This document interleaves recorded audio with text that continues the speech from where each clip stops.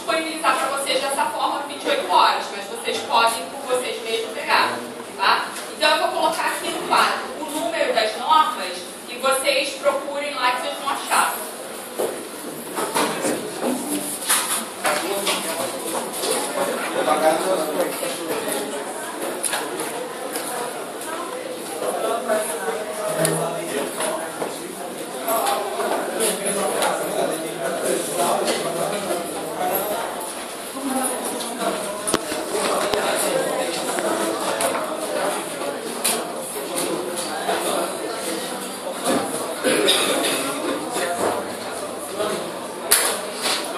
Vocês sabem a senha? Ah, não, aqui tá gravando.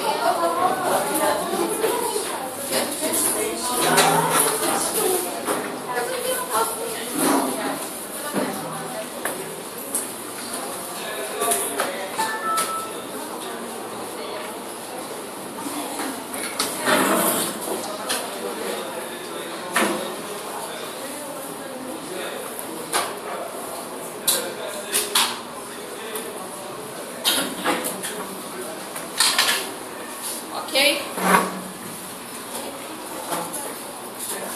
Então, a BNT, a Associação Brasileira de Normas Técnicas, e a NBR, Norma Brasileira Regulamentadora. Essas três normas aqui, que são da BNT, elas falam, a 6023 fala sobre normas de trabalhos técnicos, como traz referências bibliográficas e elaboração de trabalhos. Essa aqui também fala sobre trabalhos acadêmicos e essa aqui como fazer citações e referências bibliográficas. Então tudo que a gente vai trabalhar em slides, mas o conteúdo na íntegra está aqui. É interessante que vocês tenham aí para a vida acadêmica de vocês.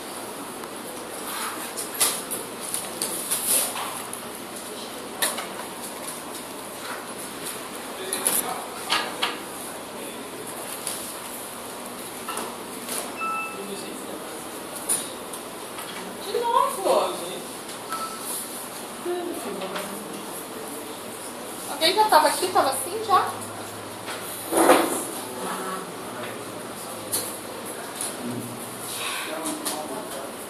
Parece, não?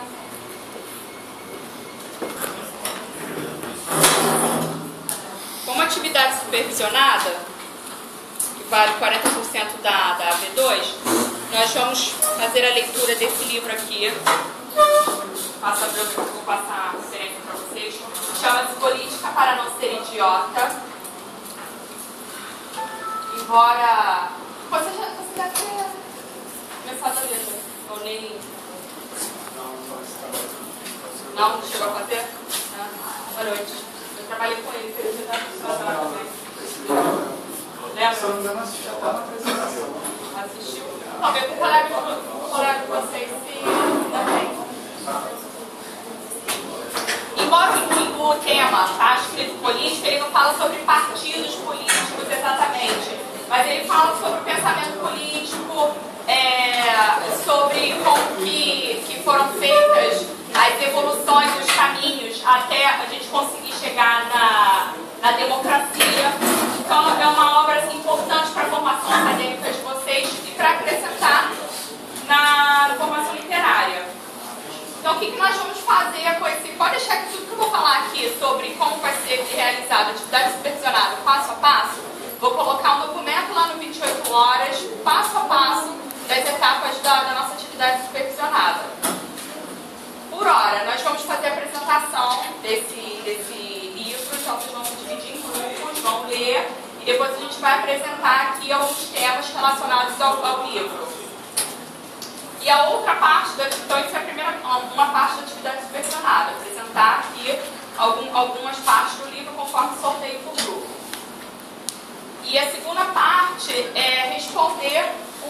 questionáriozinho a respeito do livro, pedindo para vocês parafrasearem algumas partes, que a gente vai aprender aqui a fazer paráfrase, fazer a citação de algumas partes. Então, nada mais é do que aplicar a metodologia científica que nós vamos aprender aqui ao longo do semestre nesse trabalho da atividade supervisionada. Tá claro? Aí eu vou colocar depois o documento para vocês ficarem mais tranquilos.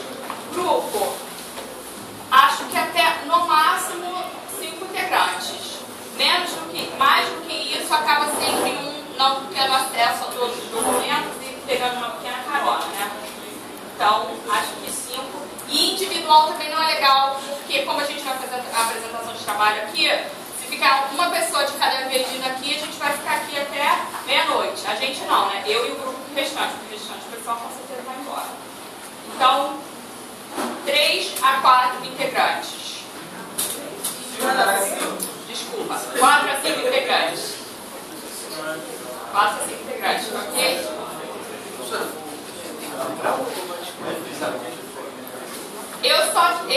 Ele não estava, pelo menos até o período passado, não sei, não consegue de tudo, né? Disponível na íntegra, não. O que eu vi lá na internet eram as primeiras páginas só. Não, tem que ler tudo. Vem pra comprar? E ele é pequenininho, hã? Vem pra comprar? Pra comprar na internet, sim. Ele falou que o livro na íntegra, né, PDF. Ele estava, eu vou escrever para vocês, Mário Sérgio Portela e Renato Janine Ribeiro. Ele estava numa faixa de R$25. Rachando aí pelo grupo, dá para cada um ficar 3 dias já para ler isso aqui, né? Dá no ônibus, gente.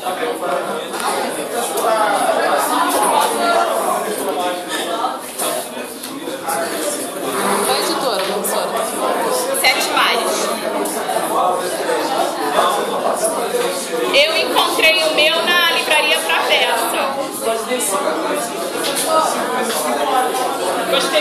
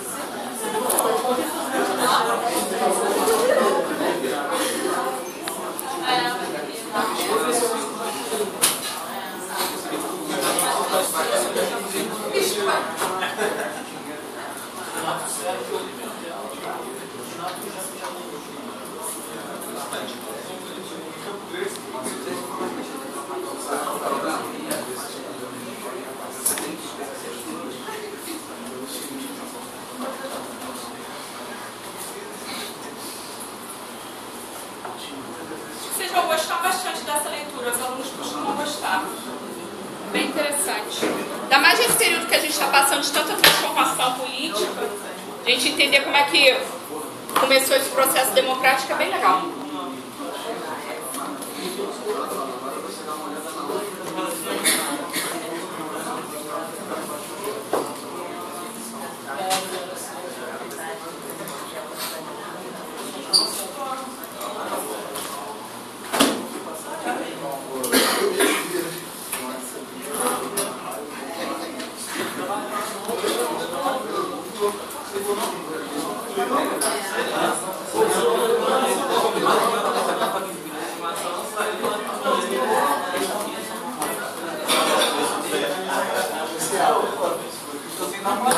Essa apresentação depois eu vou disponibilizar para vocês também no 28 horas, tá? Não se preocupem com relação a isso. Todo o material que eu apresentar aqui, exceto as normas que eu não posso, vou disponibilizar para vocês no 28 horas.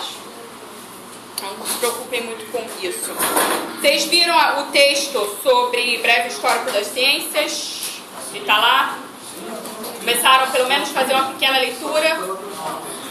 Façam, porque é a matéria da prova colegiada, que a gente já vai ter aí para o mês que vem. parte dele vai ser cobrada na desculpa, na V2. Na V1 eu não vou cobrá-lo. Na V1 eu não vou cobrar esse texto não. Mas na V2 sim, porque é colegiada. Esse aqui é um texto. O livro disso aqui é Metodologia Científica na Era de Informática. São sempre poucas páginas desse tamanho. Custa R$130. Se tiver interesse em adquirir.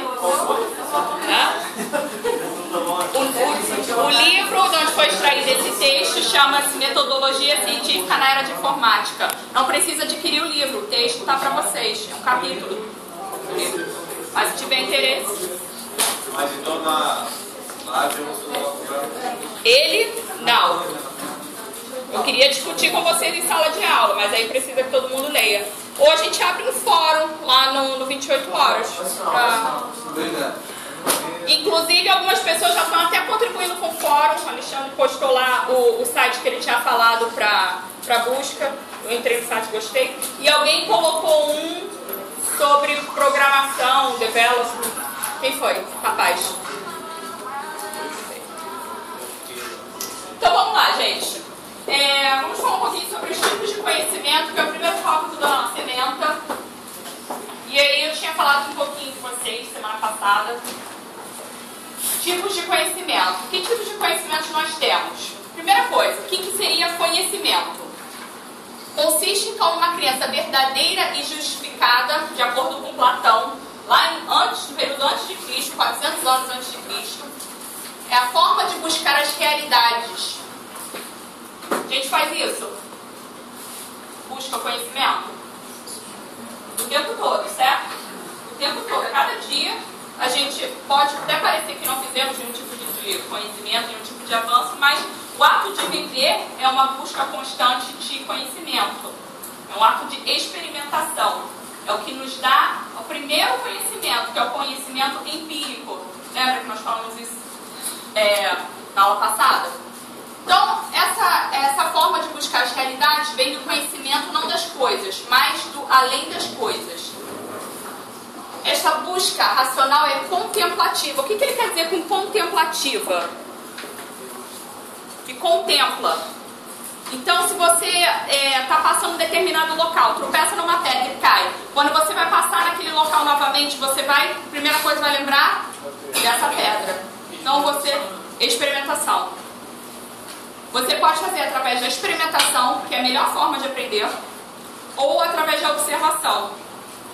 Já ouviram falar, na pedagogia fala-se muito, né? Pra você não recriminar tanta criança, deixa ela lá, deixa que ela vai experimentando. A mãe fala, não faz, e aí a criança não experimenta. O ato de sentir é a melhor forma da gente aprender. Buscar então a verdade no interior do próprio homem. Através da experimentação, que toda criança, todo adulto deveria ter passado por esse processo, é a forma como que a gente internaliza o conhecimento. No mundo que nós vivemos, a maioria da parte do conhecimento já vem o editado. Já ouviram essa expressão, claro, né? A edição. Edição significa o quê? Alguém teve o contato com essa realidade, alguém teve o contato com esse conhecimento, editou e trouxe. Então não é a partir da sua experimentação. O objetivo de um curso, cujo nome é Metodologia Científica, é levá-los a buscar vocês mesmos o conhecimento. Como? Através do estímulo de leitura. Eu poderia simplesmente falar para vocês aqui, eu já li esse livro umas 3 vezes, cada semestre eu acabo lendo de novo para acompanhá-los, e eu poderia contar a história aqui para vocês do livro. Mas isso seria uma forma de passar para vocês o quê? Editado. Então eu iria contar segundo a minha versão, segundo o que eu acho importante. Quer ver uma coisa que é editado? E aí toda hora a gente há sempre controvérsias na mídia com relação a isso.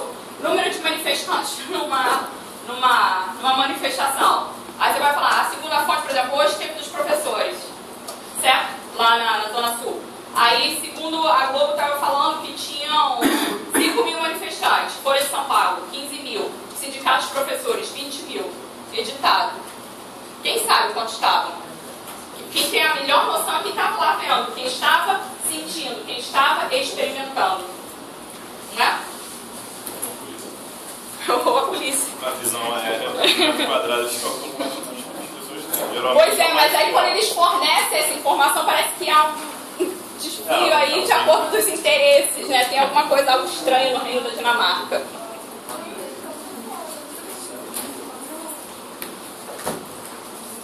Então, o conhecimento é a relação que se estabelece entre o sujeito que conhece ou deseja conhecer e o objeto a ser conhecido ou que se dá a conhecer. Qual é a sua área de conhecimento? Você busca o conhecimento? Ciências contábeis. Como é que você tem buscado esse conhecimento? Precisa responder não, gente. Como é que vocês têm buscado o conhecimento? Só aqui na sala de aula? Lendo? Hã? Melhor coisa é através da própria experimentação. Fica muito mais fácil. É por isso que eu sempre falo, pessoal, quando está escolhendo tema de TCC, eu falo, às vezes o cara desenvolve um trabalho super bacana em determinada área, mas ele quer fazer uma que não tem absolutamente nada a ver. É um plus, só que talvez ele sinta um pouco de dificuldade, dado que o tempo de vocês é reduzido para estudo. O ideal seria que todo mundo fosse para casa, ficasse o dia inteiro estudando, viesse para cá com a mente descansada. Mas essa não é a realidade. A maioria, não é? Só vem lá de manguinhos.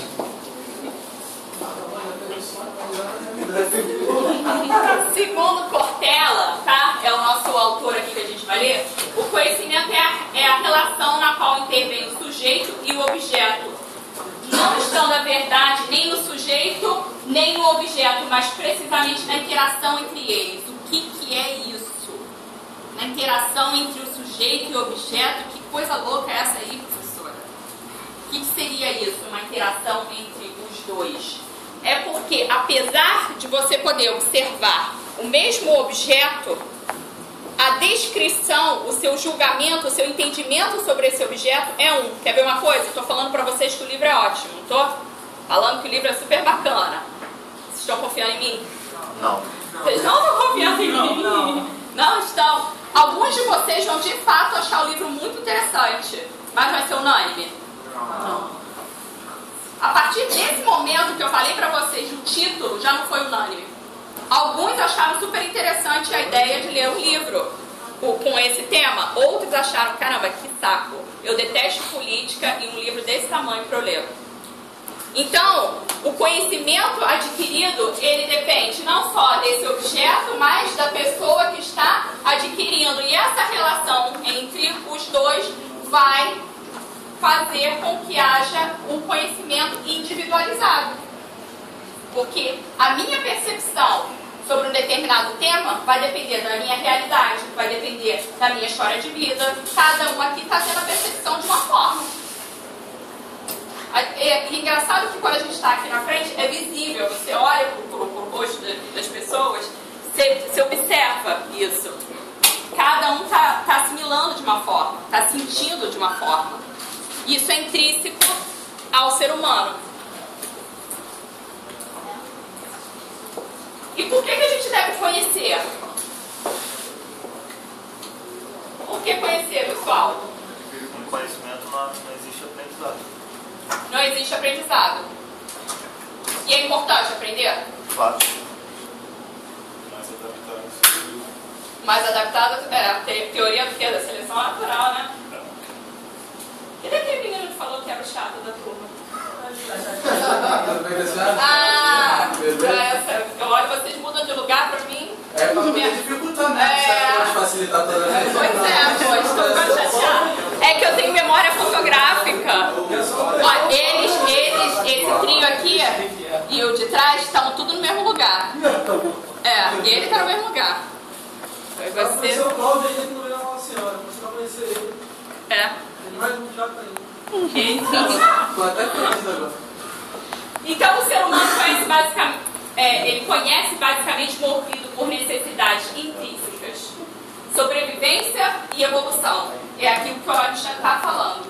Sobrevivência e evolução. Você precisa evoluir. O que é evoluir? Evoluir significa mudança de estado. Vocês fizeram a matrícula na Unicarioca, o estado de vocês era 1. Depois de 4 anos, e eu nem vou falar o que significa aluno, senão vocês vão ficar chateados comigo. Vocês sabem o que significa? A palavra aluno? Ser sem luz. Ainda bem que não foi eu que falei, foi ele. Ser sem luz. A é o prefixo de negação. E o aluno é a luz.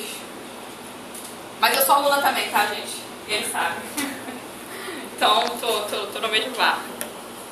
Então, a evolução significa a transição de estado. Um estado, você está no estado X, vai para o estado Y. O que faz mover de um estado X para o estado Y? O conhecimento.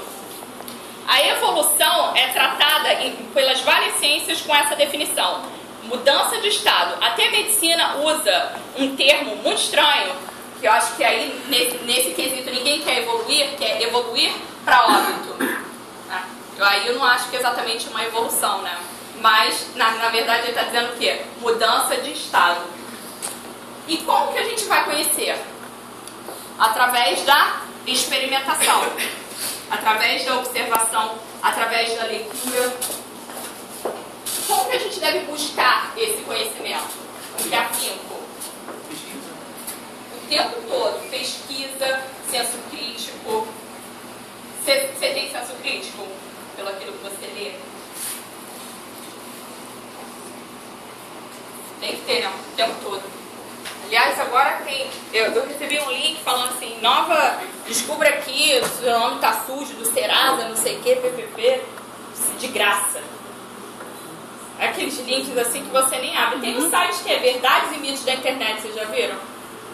Estavam circulando uma vez que a águia, para conseguir evoluir, ela vai com o penhasco, arranca as penas, arranca o bico, arranca tudo e depois fica bonita. E ficou circulando, né? As pessoas estavam falando assim, gente, como assim? Ela arranca a pena, arranca o bico, arranca tudo, você renasce das cinzas e tal, e era mentira, né? As pessoas foram circulando isso sem o menor senso crítico. Então, o que eu espero é que vocês, como universitários, como acadêmicos, como formadores de opinião, que são, a partir do momento que vocês estão aqui dentro da faculdade, vocês já são uma minoria que tenham esse senso crítico em tudo que vocês forem ler.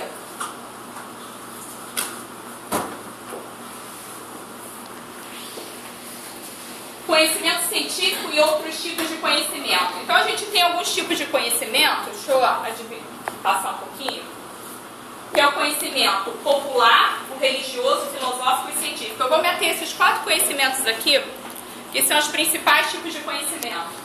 O popular qual seria, pessoal?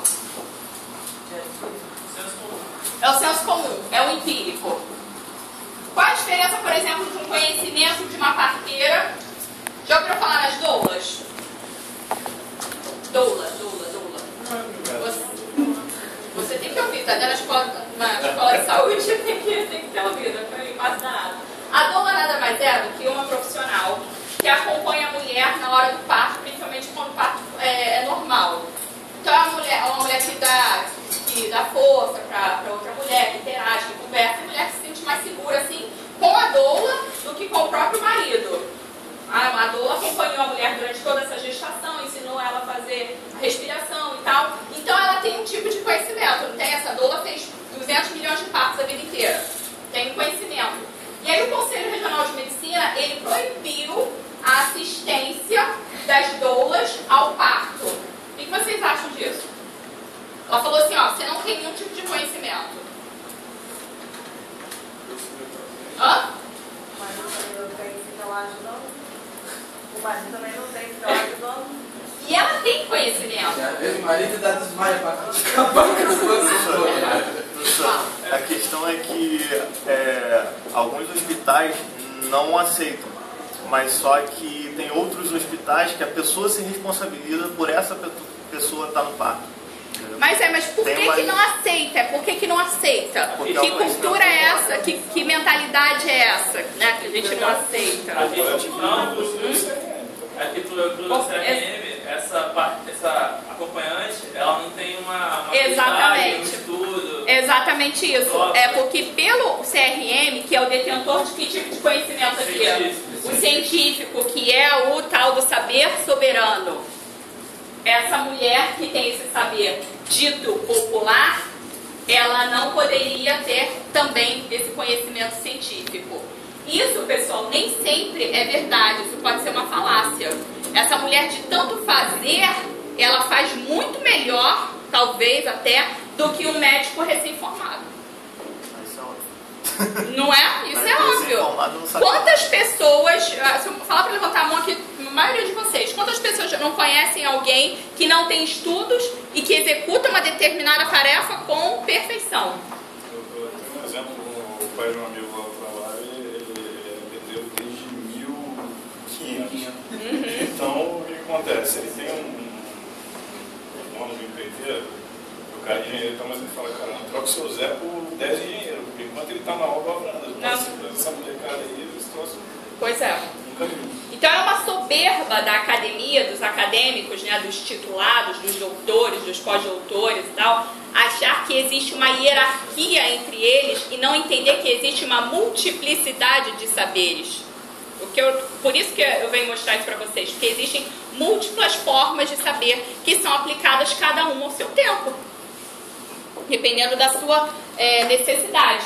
Professor, essa questão das parteiras, ela não é bem vista.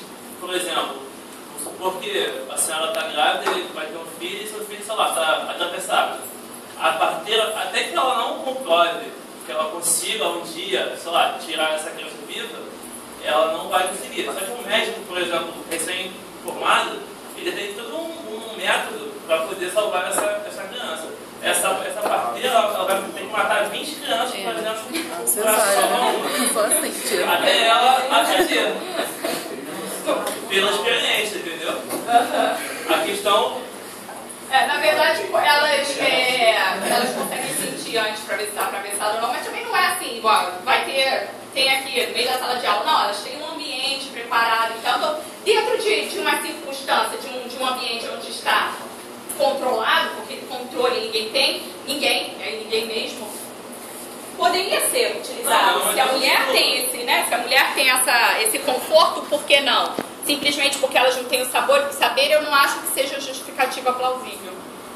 O que está sendo empregado no Conselho Regional de Medicina, né? Que não tem. Já ouviram do ato médico, né? Está tendo um problema gravíssimo do ato médico, que agora só... o ato médico coloca o médico como um ser soberano e só ele pode fazer todos os procedimentos médicos e tal, e tem o pessoal da enfermagem que está muito mais preparado para lidar com o paciente, porque quem lida com o paciente é o enfermeiro, não é o médico passa e prescreve. Então, é uma guerra de saberes, é uma guerra de poderes, porque pela não compreensão dessa multiplicidade de conhecimentos. Então, ao se falar em conhecimento científico, o primeiro passo consiste em diferenciá-lo de outros tipos de conhecimentos existentes. Porque o conhecimento científico é obtido através de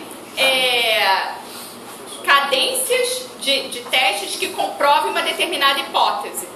Então, você vai ter uma hipótese, vai testar essa hipótese e vai dizer que ela é verdadeira, até que vem outra pessoa e derruba essa hipótese.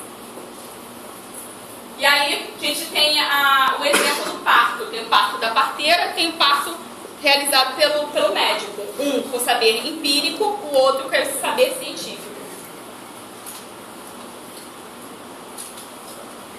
O conhecimento popular, então, ele tem 4 classes. Primeiro, ele é superficial. Por que esse conhecimento popular ele é superficial? Não vai a fundo de nenhum assunto. Vai a fundo. Certo? Você, tropeçou na pedra, você não vai parar lá para sentar, deixa eu pensar.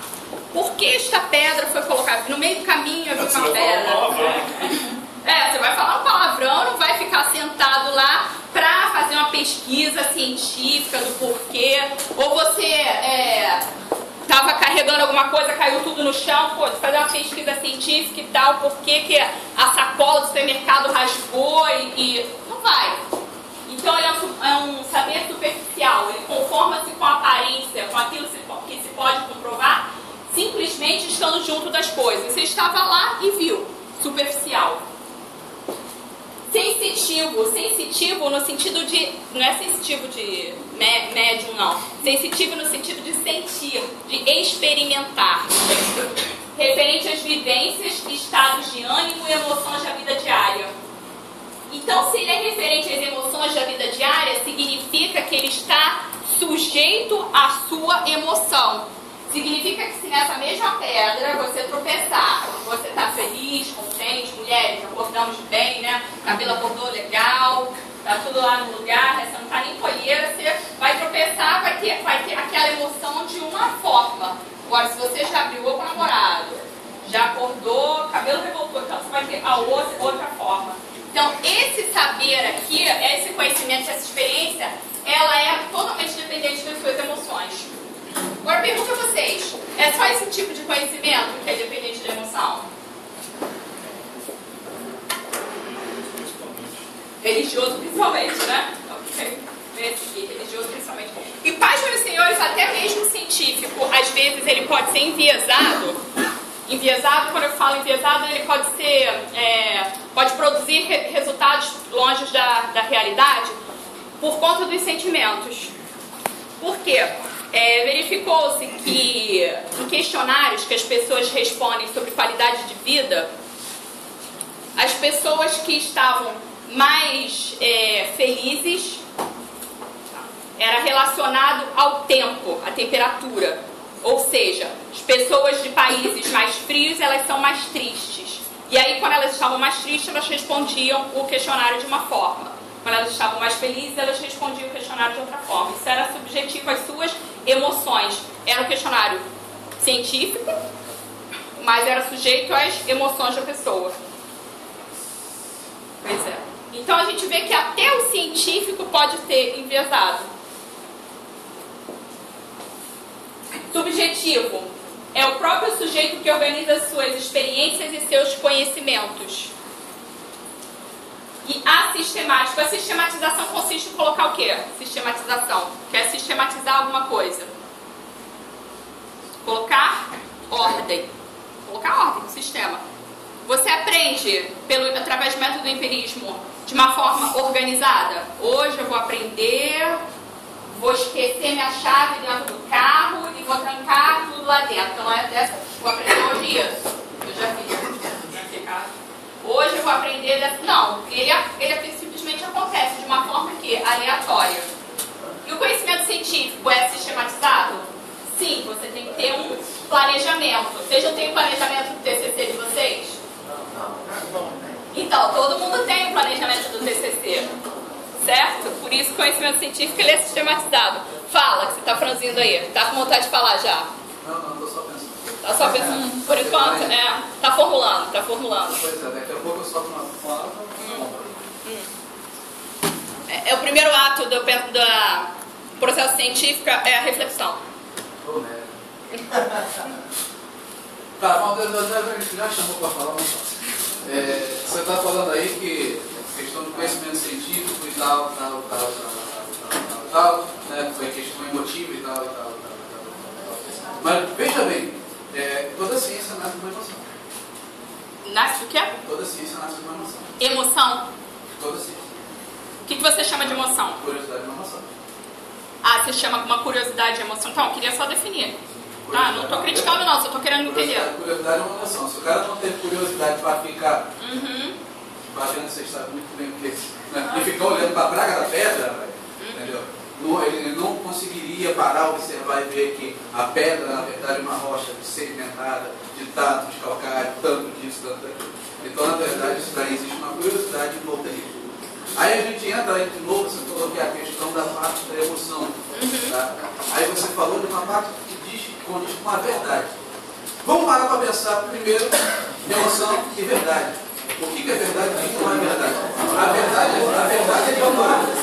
A verdade é de fato um fato cientificamente provado, e até quando esse fato cientificamente provado é verdade, ou quando ele deixa de ser verdade. Por exemplo, a AIDS é uma doença que é temida por todo mundo. O câncer é igualmente, mas hoje em dia você já consegue isolar o vírus da AIDS para poder combater a multiplicação da célula do câncer. Entendeu? Então imagina só que na verdade, em verdade, toda a verdade gera uma não verdade que pode ser utilizada como verdade futuramente. Então a gente nessa brincadeira de conhecimento, ciência, análise, pensamento, a gente nunca vai estar pisando no solo firme. A gente vai estar sempre pisando no colchão. Só tem que mensurar. Mas essa é a questão, mas aonde que está de fato a mensura? O que é mensura? Você tem que falar, Para que é essa mensura? qual condensa o seu. É filosofia ou é administração que ele está fazendo? Filosofia não é mais. Ninguém sabe o que é fazer. Vamos achar de cogumelo antes da palavra. Então, olha só, gente, um exemplo aí de ser. Embora o colega já tenha trazido alguns exemplos sobre o conhecimento popular, um exemplo aí é a chave está enterrando na fechadura. De tanto tentar, você uma hora vê que você levar a chave um pouco para a direita, um pouco para cima, ela vai e roda. E aí toda vez se quebrou, aí você não vai continuar tentando essa forma. Aí você arruma logo. Aí na próxima vez que você for abrir, se você vê que pra direita e um pouquinho pra cima vai, a próxima vez que você abrir, você vai um pouquinho pra cima e um pouquinho pra direita. O que é isso? É um conhecimento adquirido através da experimentação. Aqui eu tenho dois personagens, né? Uma senhora curandeira. E esse personagem aqui, vocês lembram? Qual é ele? Não. Hã? Esse é o Jeca Tatu, gente. O Jeca Tatu é um personagem da cultura popular brasileira. Ele mostra muito bem o nordestino, do sertão, e o tipo de conhecimento que ele utiliza para viver nesse ambiente tão inóspito. E essa aqui é uma curandeira também, de longa data lá na Amazônia.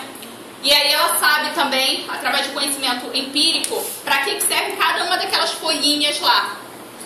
E tem o chazinho para tudo. E agora uma coisa que está sendo bem utilizada é pegar esse conhecimento empírico, os cientistas vão lá e se utilizam do saber dessas pessoas e depois, então, quero saber assim, ó, essa planta aqui, ela fala, essa planta é boa para curar dor de cabeça, dor isso, dor aquilo. Você leva aquilo e testa, depois você observa que realmente, de fato, existem compostos naquela planta que vão agir daquela forma. Então ela direciona essa busca científica. Mas é muito difícil você conseguir essa interação entre conhecimento popular e conhecimento científico por causa da soberba do conhecimento científico. Daí um cientista, né, um doutor e tal, chega e perguntar para uma senhora dessa, ele tem que estar vestido aí das sandálias da humildade. O conhecimento religioso é um conhecimento que apoia-se numa verdade única. Ele geralmente não é pautada numa escritura sagrada, num livro sagrado, em algum achado sagrado, e ele não é racional, ele é pela fé. Então a gente não pode argumentar, ele tem como uma verdade absoluta, mas o que leva ele a ser essa verdade absoluta é a fé. Não tem como ser questionado. Isso que o pastor não deixa falar nada. Aí a gente não vai nem entrar fé. Aí vai dar ruim. Conhecimento filosófico. Alguém sabe o que significa filosofia? Ele sabe. Tá bom, não, só um termo, tá? Filo significa uma coisa e sofia outra coisa. Filo é amigo, sofia é sabedoria. Então Pitágoras colocou essa palavra, filosofia, que significa amigo da sabedoria. Na verdade, o filósofo é aquele ser que... O que é esse? Qual é o nome das fotos aí? É aquele ser que pensa, é aquele ser que reflete. E aí quando vocês forem ler esse textinho aqui da Breve Histórica das Ciências, que o meu amigo vai ler na íntegra, não é? Eu sei que vai ler o livro todo. O amigo vai ler, mas quem for ler só esse textinho aqui, vocês vão observar uma coisa. O texto ele fala sobre os avanços das ciências, desde a época antes de Cristo, quais foram os principais pensadores e tal. E aí a gente observa observa que os principais pensadores, as grandes mentes, elas vieram através da prática filosófica, que consiste no processo de reflexão. Isso que eu falei para você, reflexão, primeiro passo. Você refletir, elaborar e executar. Então, o cara que falou primeiro que o centro do universo não era a Terra, o centro do universo era o Sol, imagina o quanto de observação, não tinha nem telescópio naquela época. Imagina o quanto de observação o cara não teve que fazer, observar as sombras, observar o nascente, o poente, observar, anotar, esquematizar, até chegar a esse tipo de conhecimento. É muito interessante. Hoje eu acho que um dos problemas que a ciência avança muito pouco é porque a gente tem pouca reflexão. Tem muita pressão, né? Mas pouca reflexão, poucos momentos. Aliás, a gente, né? De uma maneira geral, a gente tem poucos momentos. Vocês provavelmente vieram direto do serviço e tal, ônibus cheio, não dá pra refletir. Não dá nem pra dormir, né? Nem com a Neuriva, vai dar? Aí faz um esforcinho. Então, como é que esse tipo de conhecimento? Ele é valorativo, não verificável, racional, sistemático. Como é que é isso? Valorativo. Seu ponto de partida consiste em hipóteses. Aqui, gente, é o mesmo princípio que a gente aplica para o conhecimento científico, tá? A gente vai ver que uma das etapas de elaboração do nosso trabalho científico consiste em levantar hipóteses, que elas aí serão submetidas à observação. Por que é importante a gente levantar hipóteses? Primeira coisa, o que é uma hipótese? Só, você vai ver se é verdade ou não. Então, vou liberar. Quando acabar a aula, a gente vai lá pra fora. Existem duas hipóteses a respeito do tempo. Uma, vai estar chovendo e ventando, e outra, não vai estar chovendo. Duas hipóteses. Como é que a gente vai poder saber, verificar? Através da experimentação. A gente vai lá fora e olha. Simples assim. Nosso trabalho científico, tá? Então, você quer escrever lá o seu TCC sobre melhor método, sei lá, de análise de sistemas, das plantas. Você vai levantar duas hipóteses. Ou três hipóteses, não sei. Ele vai querer levantar três. 4, 5. Então você vai levantar primeiro as hipóteses. É a partir das hipóteses que você vai desenhar a sua pesquisa. Primeiro você tem que ter uma hipótese, certo? E aí sim você vai galgar os seus passos para poder verificar se essas hipóteses estão verdadeiras ou não. E a pedagogia isso fica bem claro. Você que é pedagogo. A gente levanta hipóteses o tempo todo nas práticas pedagógicas. Agora eu vou abordar uma abordagem, vou fazer uma abordagem de acordo com a teoria de Paulo Freire. Você vai e coloca isso como hipótese. Não, isso aqui não funcionou. Você vai para uma outra abordagem. E o tempo todo. E aí você vai verificar essas hipóteses através de experimentação. Não verificável. Os enunciados das hipóteses filosóficas eles não podem ser confirmados e nem refutados. Isso é verdade? Penso, logo existo. Você consegue refutar isso? Quem falou isso? Quem falou? Pescar. Mas eu escutei aqui, a pessoa tá com vergonha. Foi você? Foi? De quem? Então é não verificável. É uma filosofia, são frases filosóficas. Racional, mas ele é racional, porque ele requer a lógica, ele requer o raciocínio para a elaboração dessas hipóteses. Sistemático, porque obedece uma ordem. Infalível e exato. Se você não verifica, vai ser infalível, não é? Você não verifica, é igual o príncipe encantado da Cinderela. Você não verifica, ele é sempre infalível. E o conhecimento científico? Ele é infalível? Não. Sim, não, talvez. Não sei. Depende, né? Depende. eu falei já uma aqui. Uma hipótese científica. A Terra é o centro do sistema solar? Agora algumas pessoas se acham, né? O centro do sistema solar. Mas não é, é o Sol. Fala. Já tentaram derrubar também o tema do aquecimento global. O tempo todo. Tem o Alguns estudos comprovam que é natural, mas que você passa por épocas de... pois é. Tem um cientista na UFRJ, Molan, ele refuta essa hipótese veementemente.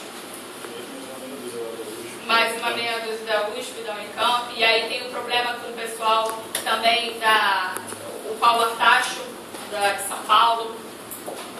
Essa é uma guerra que também tem muito cunho político, tá?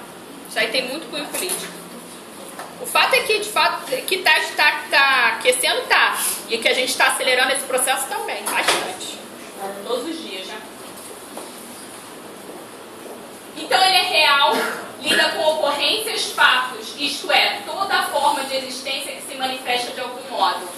Ele vai tentar traçar a lógica, a realidade por cada fato existente.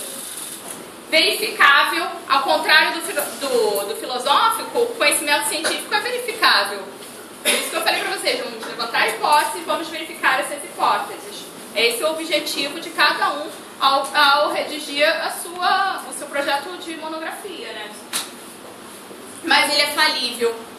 Por quê? A cada momento a gente descobre novas tecnologias, novas ciências que derrubam hipóteses anteriores. A ciência, ela fica obsoleta o tempo todo. É por isso que a gente tem que estar em constante atualização.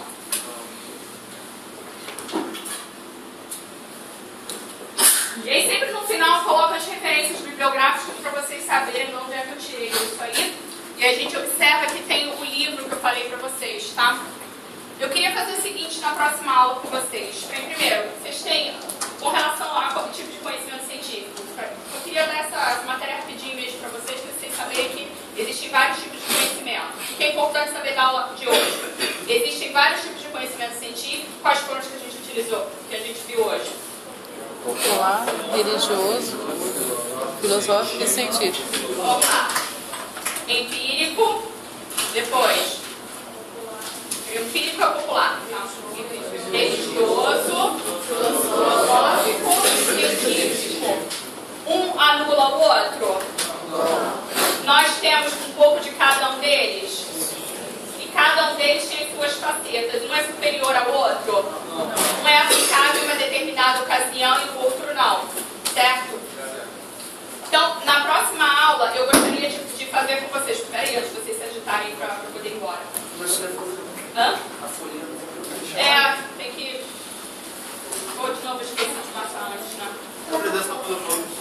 Hã? Da apresentação pelo nome. Isso é uma injustiça. Vocês ficaram até agora. É que eu achei sagrado, deixa eu contar. Não se incomoda, não. Deixa eu legal uns outros.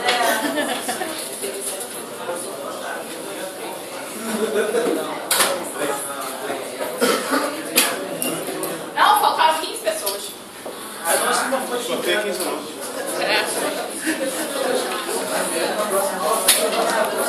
Bota só o pinguinho. Tá, bota só o pinguinho.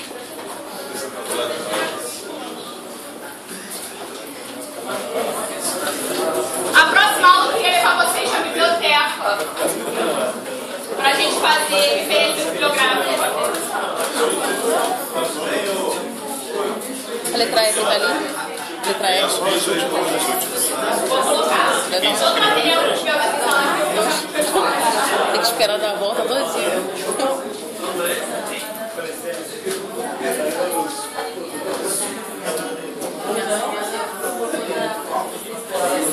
Já falou que ia passar na próxima aula já?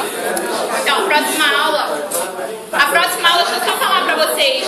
Eu vou trazer uma folha pra vocês se dividam em grupos, com as orientações de como é que faz referência bibliográfica de livro. E aí eu vou pedir pra biblioteca ficar Eu vou pedir para a biblioteca ficar aberta um pouquinho mais, para a gente ir lá embaixo, pegar alguns livros, para a gente poder tornar a coisa mais prática. Senão vai ser muito chato ficar falando aqui como é que faz referência